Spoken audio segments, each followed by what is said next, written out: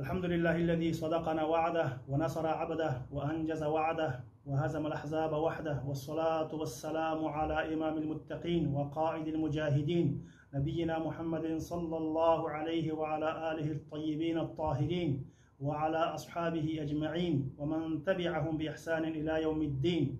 أما بعد، فأعوذ بالله من الشيطان الرجيم. بسم الله الرحمن الرحيم. إنا فتحنا لك فتحا مبينا ليغفر لك الله ما تقدم من ذنبك وما تأخر ويتم نعمته عليك ويهديك صراطا مستقيما وينصرك الله نصرا عزيزا. صدق الله العظيم. الحمد لله، د شکر او حمد ځای دی چې زموږ له پاکي او سپېڅلې خاورې څخه ټول بهرني اشغالګر ځواکونه په بشپړه او مکمله توګه ووتل.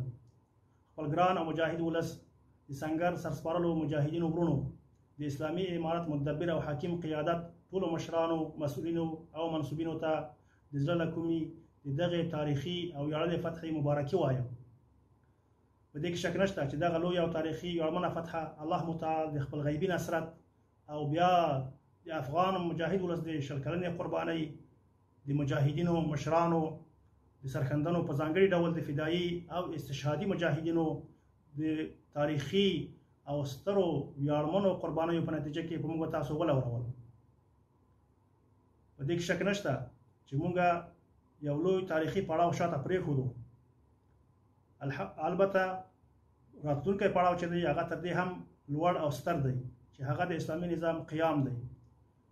الله متعال ته سوال کوو لکه څنګه چې دغه لویه تاریخي او ویاړمنه فتحه په موږ ولوروله، دغسې د دې توفیق هم را په نصیب کړي چې راتلونکي کې د خپل هیواد او ولس لپاره یو پاک سپېڅلی اسلامي نظام، داسې نظام چې دغه نظام تر سیوري لاندې ټول ولس د آرام ساه واخلي، پرمختللی او هوسا ژوند ولري، را په برخه او نصیب کړي.